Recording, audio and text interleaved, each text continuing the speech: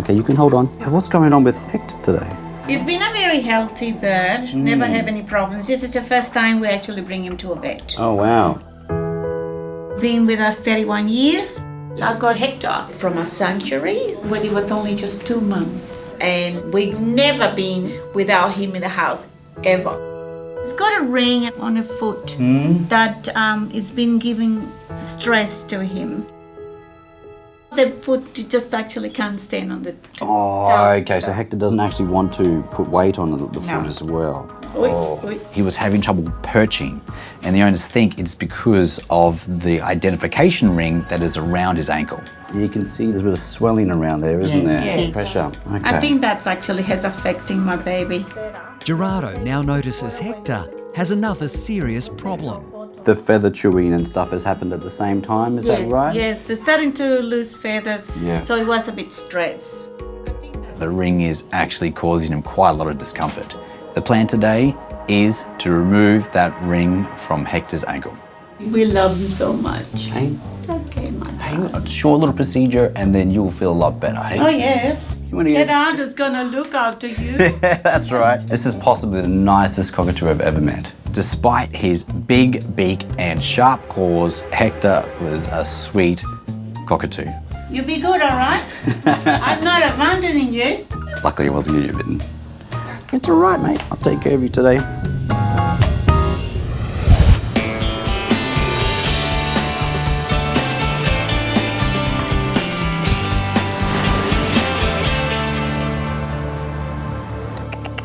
At the Bondi Veterinary Hospital, proud new pup mum Sarah has brought in her 11-week-old golden retriever Rufus to see Kate. We met him first at 4 weeks old, and then we got him at 8 weeks old. So he's a member of our family. And yeah, we just want him to be well. My husband and I don't have children, so this was going to be our little baby. And we've been... Oh, Rufus. Hello, Rufy. How are you? Most people around here know that golden retrievers are definitely my favourite dogs. I wouldn't have anything else. And I always say to people, everyone in their life needs a golden retriever at least once. What's been going on? We think he's peeing too much. He pees and then he pees again and then he pees again. Come on, let's have a look at you. Come on, baby. He's eating, he's drinking, there's no problem there. Yep. But there's the constant squatting. And do you reckon he's been lethargic? Yes, definitely. We've noticed that, and the drooling is... The drooling. I've seen Rufus before, and that dog is usually bouncing off the walls. It's a fast little heart. It is, isn't it? Why is it so fast? I'm not sure. There's a whole bunch of different signs that are really not related to just the straining to urinate. The fast heart rate, the not wanting to eat, the lethargy. Doesn't make any sense. So I'm going to keep him here with me. We're going to run some bloods on him. Let's just get a blood panel down.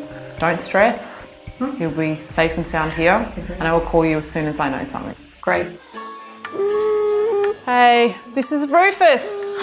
Isn't he cute? Hi. Oh, he's sick. He's sick. I don't know what's wrong with him. I don't know what's going on. So he's straining to urinate. I need to get some blood off him. Okay. I don't know what's wrong with him at this point, honestly.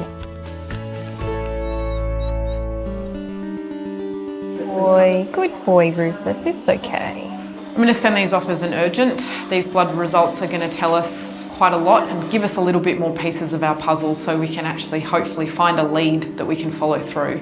There you go. Good boy. Good boy. I'll see you in a bit, okay?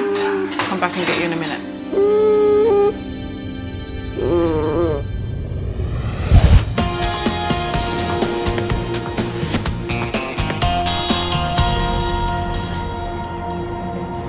Okay, here we are. In Sydney, Audrey and Alison are answering an SOS from a worried cat owner. She's found all these horrible lesions all over its face. We don't know if it's scratched. All over its neck and its ears. And whether it's flea problems, so we'll go check it out. Mickey, where are you? Come on. The vet's going to come now. Come on. Amber has 2 cats, 19-year-old Reuben's and 10-year-old Mickey. Hi, Amber. come in. Here to see Mickey. He's not Yeah, well. no, poor thing. Mickey's about 10 years old and we've had him since he was a kitten, 6 months old. He belonged to a neighbour but he decided he liked us better. Your vets are here, Mickey. He's probably hiding. I'm sure Where he's are hiding. you? I'm sure he's around here somewhere. So we get down on our hands and knees. Oh, yep, there he is.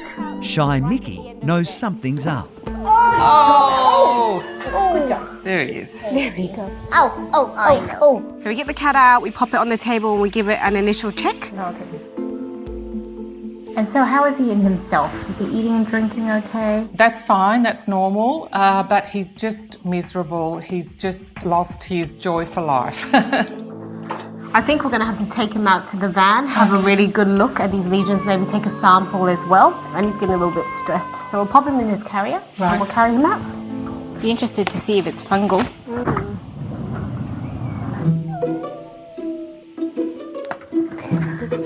You want to stay in there? It does look very comfy. All right, Benny, let's have a look.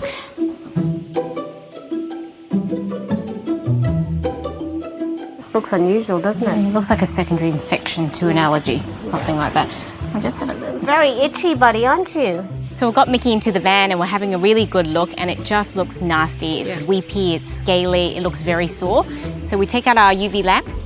Okay, let's shine this UV light on. Oh no. Look at that. Look at that lesion.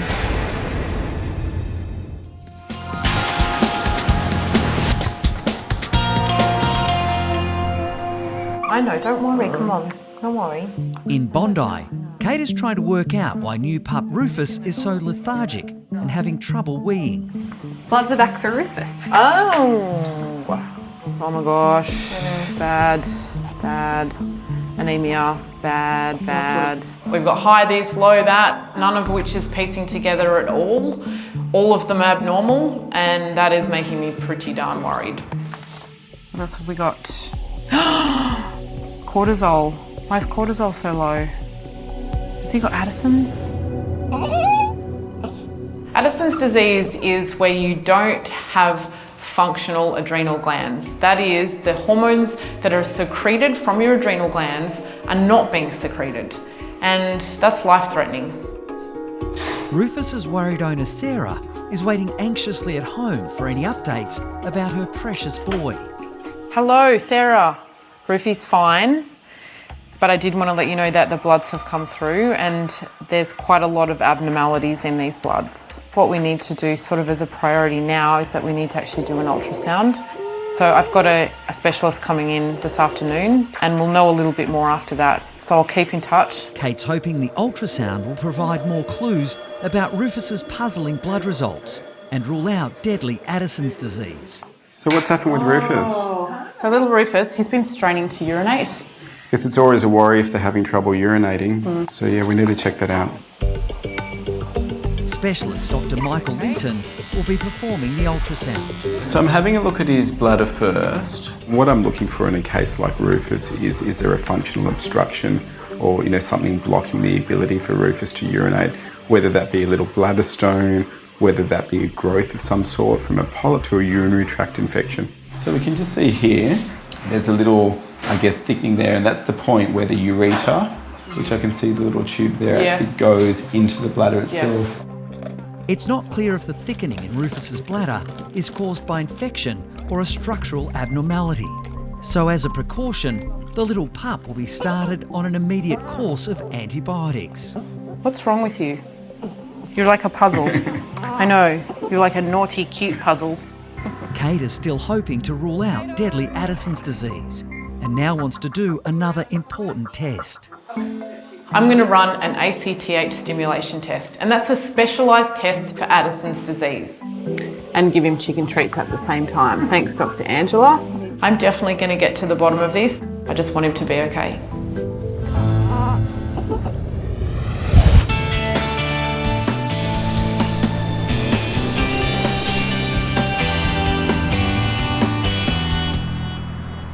Okay, Hector, it's time. We're not going very far, we're just here. At the emergency hospital, Gerardo is about to try to remove a metal ring that's biting into Hector the pet cockatoo's ankle. I'm going to give you a little bit of anesthetic gas, and then we're going to take that ring off your leg. Okay, good boy, Hector. There we go. In the beak. There we go. Oh, fit, perfect. With the oxygen going on. Yep. This is where he's been feather plucking. Gerardo suspects stress from the painful ring might also be causing Hector to chew his own feathers. Now what I need to do is remove the ring without causing Hector any more trauma. It's actually starting to dig in. So every time he bends his ankle, I think it starts to put pressure there. The ring is in the shape of a C and it's not welded. So hopefully I can use pliers and pry open the ring without having to use anything to cut it.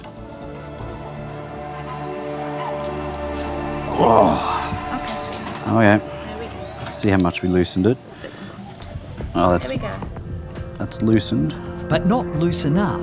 It's time for some heavy-duty equipment. Trusty bolt cutters. If I'm not careful, I could potentially cut skin or even cut bone, and that is something we definitely don't want. You ready? Yeah. Okay. Closing down. Oh, be super careful here. We don't want to catch anything. 100% certain, we're certain? Go. Counting down. Close your eyes. Oh, done. It looks okay, doesn't it? Hector's leg looks perfect. There's no penetration of the skin there. I can see that there is no injuries that require me to administer any medications or anything like that. Okay, darling. Okay. Oh, did he wake up already? Oh, it's okay. You're like, what? What happened? Where'd I go? Hey, it's all gone. Okay, I'm gonna put you to bed for a little bit, mate, and then you can slowly wake up. Hey, Hector. There we go.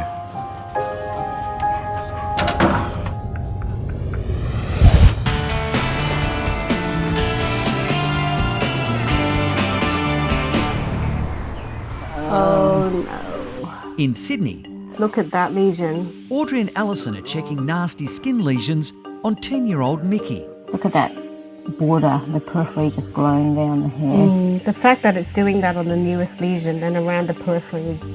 So these lesions are glowing. There's a bright green colour around the edges. It's definitely a positive for fungal infection called ringworm. Oh, buddy, look. Buddy. That's impressive. So ringworm can turn pretty nasty. It tends to spread like wildfire in cats. It can spread to the other cat. Oh, that's a good one. Oh, look at that. Now we're worried because this can spread to us. It's a zoonotic infection. So we should probably clean up, put some gloves on. So let's take all the precautions. Gloves it is. So we're giving him a fungal bath. So we're using a special antifungal shampoo and just rubbing that onto the areas for about 10 minutes. You're so good. There is the place to play soccer. So I'm going to clean all around his head. It's quite interesting because actually it's spreading on all the areas he's scratching with his back foot. So I think he's actually scratching one spot and then spreading it all around his face and neck. Although the special shampoo will help soothe Mickey's badly inflamed skin, he's not looking too impressed. When we had the light just shining on his claws and his paws, they were glowing as well. So that's probably where he's spreading it from. So we'll let the medicated shampoo on now for 10 minutes. And now we're going to pop the cream on. It's a fungal cream and that's going to help clear up that fungal infection a lot quicker. Okay, let's go tell Mum the bad news, huh?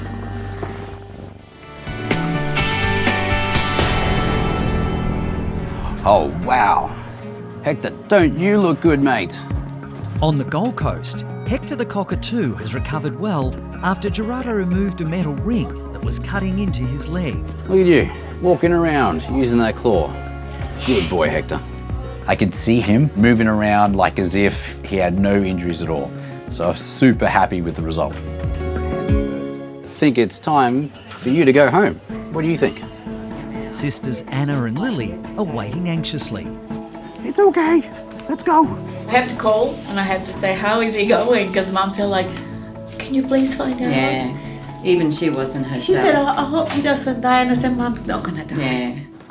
Hey team, here is Hector. I'm so excited. Hello, baby. Hello, baby. You've been a good. He's been a very well-behaved young man. Once he woke up, he's clawed up out of here, crawled along here, and was clawing up the cage. With no more pain from the tight ankle ring, Gerardo is confident Hector's nervous feather plucking will now stop. Is that better than it was before? Yes, absolutely. Whoa!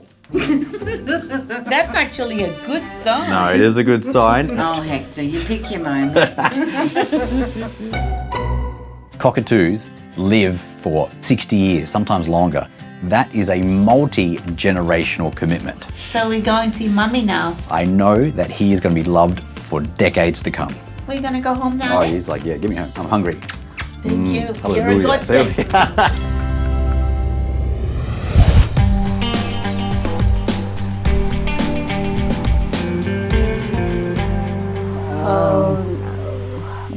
Look at that lesion. Audrey and Alison have just discovered ringworm is the cause of Mickey's badly inflamed skin. They're now concerned the highly contagious fungal infection could have spread to Mickey's housemate Reuben's. You can see he's quite wet and he looks a little bit oily because we washed all the lesions and we actually popped a cream on. Okay. The first test we did was shine an ultraviolet light all over his skin, and what that looks for is fungus. So if he has got fungal lesions, they'll tend to glow an apple green colour, and he was positive all over. And that's a classic ringworm. It also means that I need to check Reuben's to make sure he hasn't caught it. Good luck with that. So Reuben, the other cat, is sitting there really nicely on the chair, looking really chilled. But we know Reuben, and he can be quite feisty. So it's actually going to be a challenge to do this test. 19-year-old Reuben's does not like vets. What do you think the best way is for us to approach him? I think just the two of you get in there and just do the tough love. You know, one holds him one end and the other end, because he's he's not going to like it. Oh, Reuben, it's okay. We're just going to shine a light on him.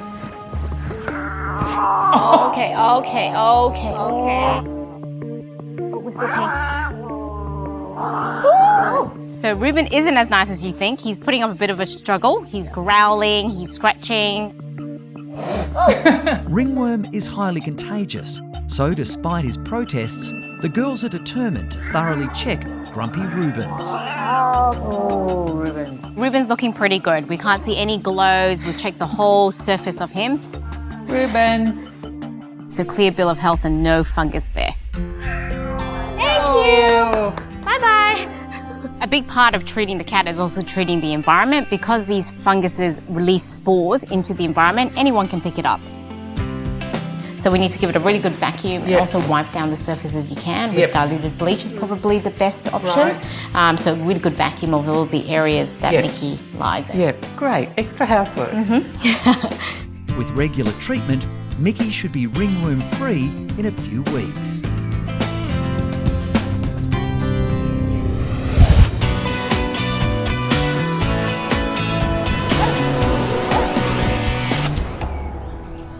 Hey Ash, what you got there? This is Simba. Simba likes to chew on things. Oh dear, that's He never likes good. Daddy's woolly socks. Socks? And he's had a few vomits. At the emergency hospital on the Gold Coast, Alex has found herself at the centre of a missing sock mystery. Oh dear, that's not a good start. The culprit is a grumpy Burmese called Simba, brought in by worried owners Shane and Kylie. This morning I was out at the supermarket getting groceries and Shane's given me a call and he said, our little fella's not good, something's not right. And he's notorious for playing with a pair of Shane's woolen socks. So Shane's gone out this morning and noticed that some of the sock is actually missing. We don't know whether he's eaten something, whether he's... Just not himself. Yeah. You know, this morning he was, gets up, he bounds around and we tried to pick him up and he's meowing a bit. So we're like, yeah, something's definitely wrong. I just get some vital signs to start with. But now Alex has to try to find out if Simba is guilty or just grumpy. When cats behave like this, it can be an indication of pain, but it's also possible that Simba just doesn't want to be at the vet's today. I can actually hear him growling.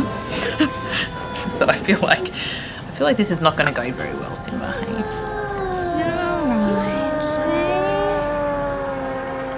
Problem with cats like this, they've got like a tolerance point. Once we get past that point, he's going to explode, I reckon. Okay. I think what we might do before we go any further is probably just get some sedation on board before he gets to that threshold. Give him a chance to chill out, and then we'll figure out a plan. Good boy. Done. Oh, so brave. Good boy. If Simba has eaten his dad's sock, it's very serious. We could be talking about emergency surgery here. Oh, mate. What are you going to do today? You're going to find it hard to find that sock if you're not going to be happy with us.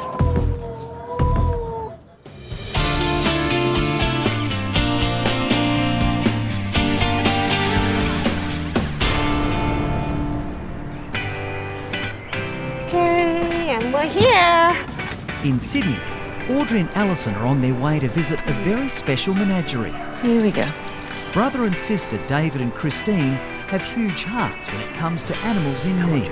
Good boy.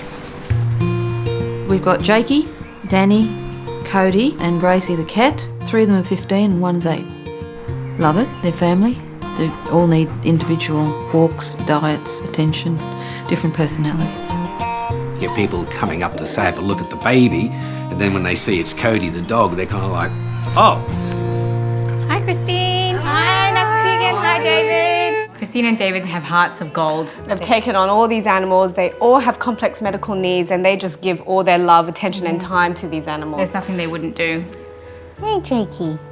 Today, the girls are here to treat elderly Jake. Jake's a 15-year-old golden retriever. I've been seeing him for a couple of weeks now, and he's just got a non-healing wound on his leg. You've been so good just sitting here, letting Auntie Audrey do her thing. He was walking up and down the stairs and he kept knocking it on the edge of the stair. He has got bad arthritis in that left leg. So we just want to have a look how it's healing today. Pretty much every visit has been getting better and better. The wound's granulating well. Not all our patients will just sit here. He's definitely one of a kind, isn't he? You're welcome to sleep if you want. So that's healing really nicely. And that's actually shrunk. So the skin is now starting to contract into the granulation tissue and grow across. So, And that pink tissue is actually what we want to see. The more red and bleedy, the better it is. Yes. So we'll give it a clean up and then we might do acupuncture therapy on it. Yes. Here. So we'll swap places now. Okay. My turn. I'm using a combination of laser and electroacupuncture. What we do is a little technique called encircling the dragon, where we put points all around the lesion, sort of in a circle, and hopefully that should speed up healing. Is Jakey going to feel that?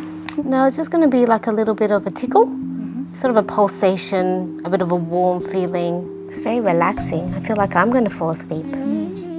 I think he gasped. He gasped. Jakey. no. Oh, Jakey. Jakey. Woo! What did you have for dinner?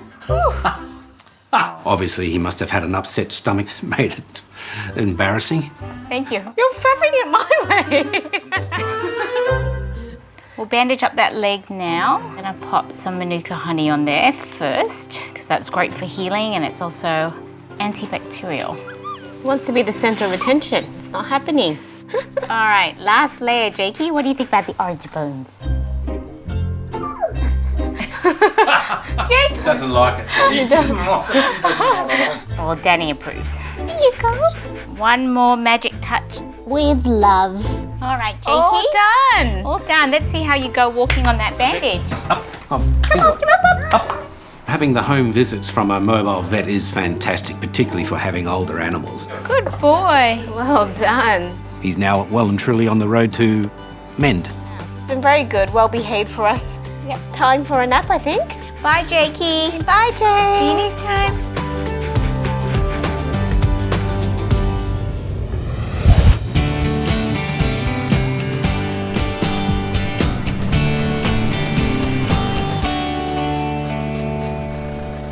Okay, puppy time. Today I'm coming to see a couple of really good friends of mine and I can't wait. Jess and Adrian are together thanks to matchmaker Danny. Danny approached me and told me about this fabulous man she knew and that she thought we would be well suited.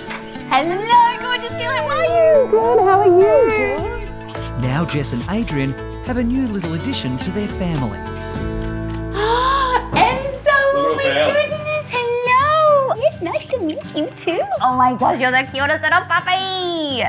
And hi, sorry. Hi, how are you? Good. Oh, you are are the cutest little man, hey? Yes, you are. I am so thrilled seeing the two of them so happy together, and now they have this gorgeous little fur baby and they're this happy little family. Hello, oh hello, oh hello. So today I want to do a bit of a health check and get his vaccinations up to date. Let's have a little look in your mouth. Hey? Oh, you're a little nipper. Let's have a look in there. Boy. Oh, beautiful, beautiful. Let's have a little listen to your heart now, mate, hey? Good boy, he's a good boy. That all sounds fantastic. Good boy, hey? Just having a little feel of his patellas, just making sure that they're not luxating, but they feel good. So is there any health issues that we need to be considerate of with mini dashies? Yeah. Unfortunately, the big thing that they get is invertebral disc disease, so spinal issues. It doesn't tend to present till they're sort of 3 to 5 years of age, so nothing to worry about in the short term, but certainly being mindful of that, not having him jump up and down from heights and that sort of thing is good. Good boy. Today I'll be giving Enzo his 10 to 12 week vaccine, and vaccines are really important because it protects them from various infectious diseases.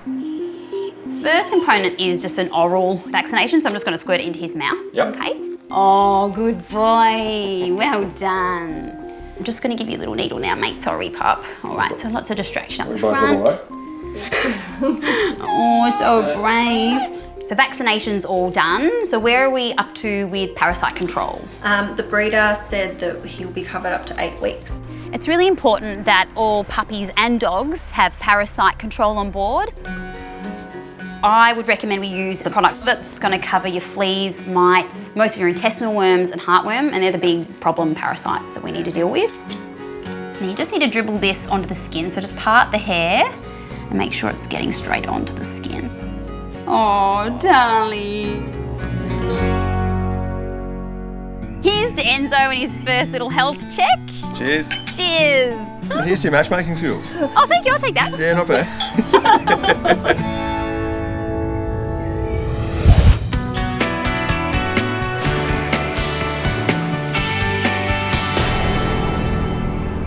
Right, let's check on your little man. How you going in there? You chilled out a little bit? Hey, are we going to be friends now? Alex is still trying to get to the bottom of a mysterious missing sock and needs to find out if 8-year-old Simba is the culprit. Simba spent a lot of time in hospital when he was younger, so he is not a fan of vets. And Shane warned me he can go from 0 to 100 in the blink of an eye. So we've decided we're going to do all of the diagnostics while he's asleep. Hey mate, you're a bit more friendly while you're sleepy. Yeah, you seem beautiful and soft. Now we can actually touch him. You're not completely asleep, are you, Simba? In general, cats are pretty sensible with what they put in their mouths, but Burmese do have a reputation, so the possibility that he has eaten something, it's there. I can hear you purr. Yeah, I'm not sure it's purring. I reckon he's swearing under his breath at us, actually. Alex first wants to do an ultrasound to see if the sock shows up in Simba's intestine. Oh, mate, that beautiful coat of yours. It's all got to go. It'll grow back. An intestinal obstruction in an animal can seriously damage the bowel. It can be life-threatening. All right, let's have a look. So if it is a sock, especially a big woolly sock, chances are we're going to see it on the ultrasound. We're looking for any evidence of what we call dropout, which is where the ultrasound waves can't go through, and that can be an obstruction, an object, a sock or something else. Okay, well, I'm not seeing anything. I don't think there's a sock in there. So the ultrasound's clear, which is good news. There's nothing that I'm seeing that looks like a sock or any other blockage. I think we should do an X-ray, just to be sure. Yeah.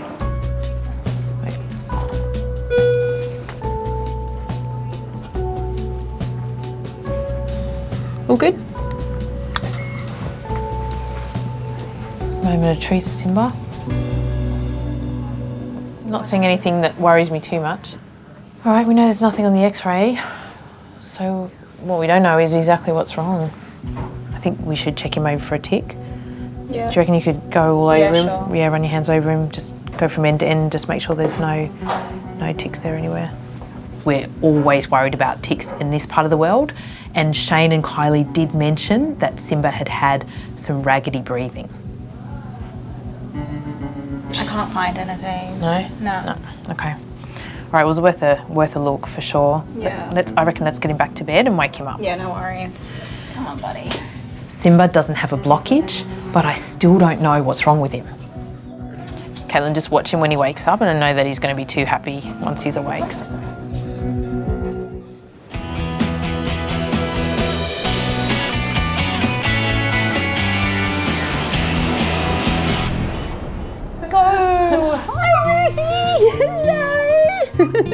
In Bondi, Kate has good news for Sarah. Rufus has been cleared of Addison's disease, and there's no sign of a urinary tract infection. He is so much better. He's not straining. No, Great. no. And he looks like he's back to his happy little camper. Yes. Hope to see you again, but not too soon. Okay? I know I love you. See you later, little alligator. Thanks so much for everything. Come on, Ruthie. Yeah. Come on.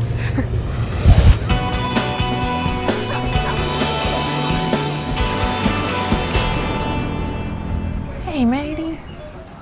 You awake? Hey, buddy. Burmese Simba is now awake following his ultrasound and x-ray.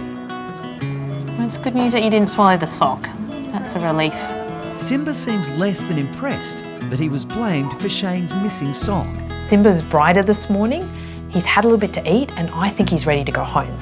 I'm really looking forward to reuniting Simba with Shane and Kylie. Hey guys, got someone here who's very much looking forward to seeing you.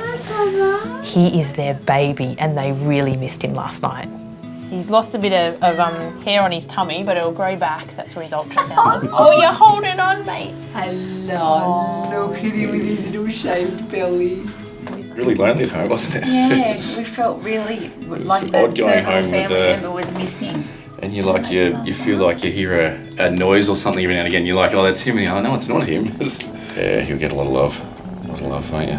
He's obviously done well with you guys because honestly he's in a lot better mood. So well done, Alex. Yeah, no, he was a champion. So yeah, take him home. Give him lots of love. Yeah, thank you. Okay. The main thing is that we ruled all those things out. So the mystery of Shane's woolly sock continues, but at least we know it's not in Simba.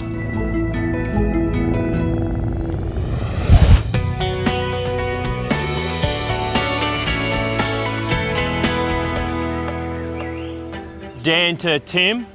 I got Hugo right at the gate. If you could bring that van over, that'd be great, mate. At the Australian Reptile Park, it's a big day for Hugo the tortoise.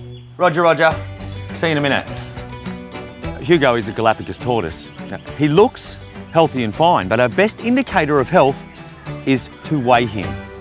That's not easy. We need industrial scales like that at the vet for weighing large animals. So we have to take Hugo to the vet at least once a year. Galaps are really intelligent, and it's fair to say that Hugo doesn't really like the process. He spotted me. Yeah, mate, he's trying to head away now. We better do this quick. I saw him freeze. Yeah, he froze and he's like, oh no. It's all right, buddy. It's all right.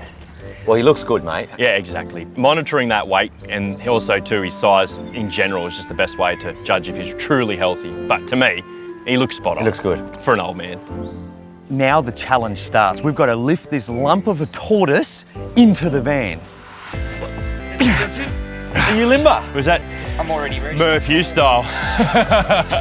Hugo is 70 years old. He could max out at 200 years old and 260 kilos.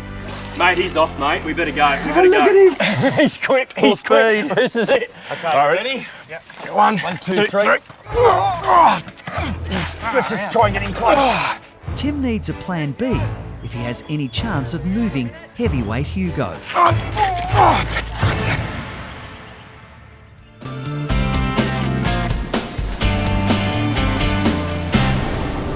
Things might get messy today. Gerardo's now on his way to help out mate Carl with one of his Newfoundlands. Good girl. Carl has a big problem. Clover is the teenager, the adolescent. She's high energy, high spirited, and all she wants to do is play all day long.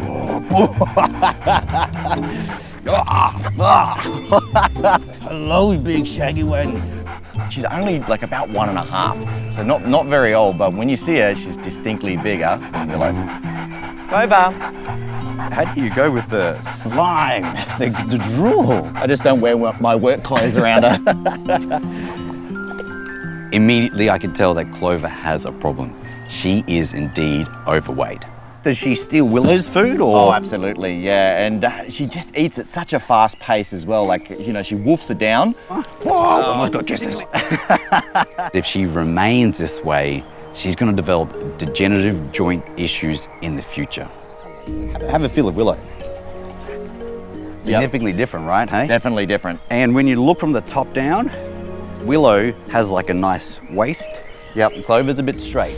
One thing that people commonly do is just reduce their food. And the reason that's not so good is because it may lead to nutrient deficiencies. It makes them more hungry and it actually makes them beg more, so they get more annoying, more slobbery, might even start eating things in the garden just to fill their stomach. She's eaten a rock already. Did it come out or? No, that was a very expensive visit to the vet. Wow, I can imagine. Now that we have determined that Clover is indeed overweight, I've got something special for her. It is specifically designed to turn up the metabolism and activate fat-burning pathways, which will help shred Clover's weight and get her back on track. Okay, I don't think we have any issues. Eating it is not a problem for her. So we'll actually make her feel fuller? Yeah, it actually does make them feel Yeah, better. she's already going for the bag. Hey? She's looking for the ones you dropped. Very nice to meet you, but I think I've had enough of your slobber too. I need to go home and have a shower and a change of clothes.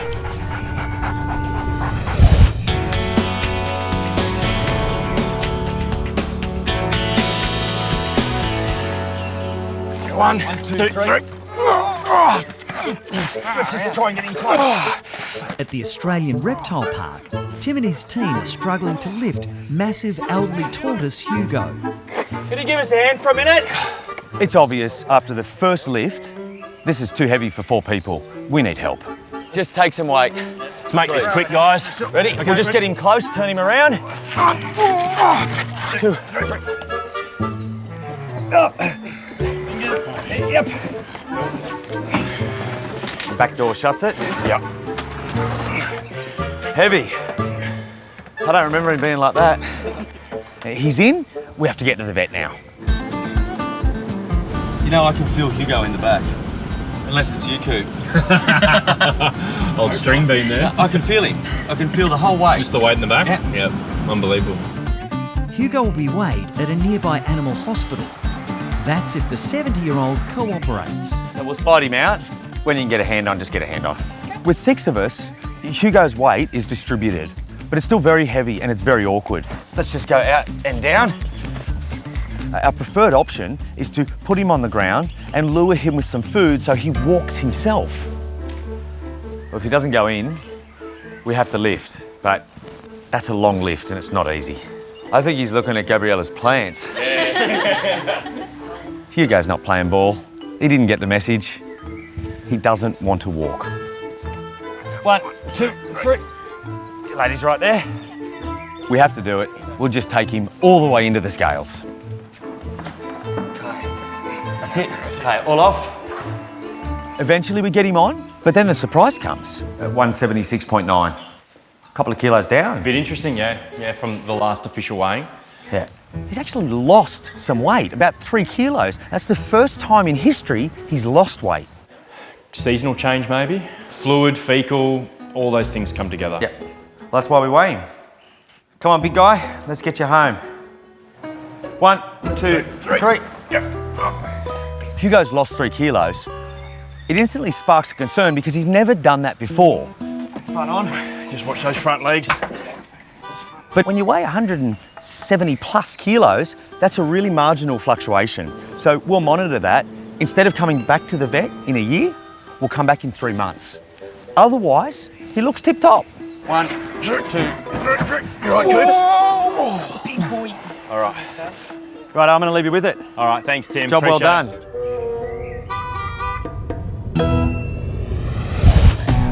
Two weeks later, Hector the cockatoo has fully recovered after having a tight band removed from his leg. With Simba in the clear, his owners report there's still no sign of that missing sock. And it's good news for tortoiseshell cat Mickey, with his nasty ringworm now under control. Oh, you're looking so much better. Let's take our medicine. Down the hatch. Beautiful.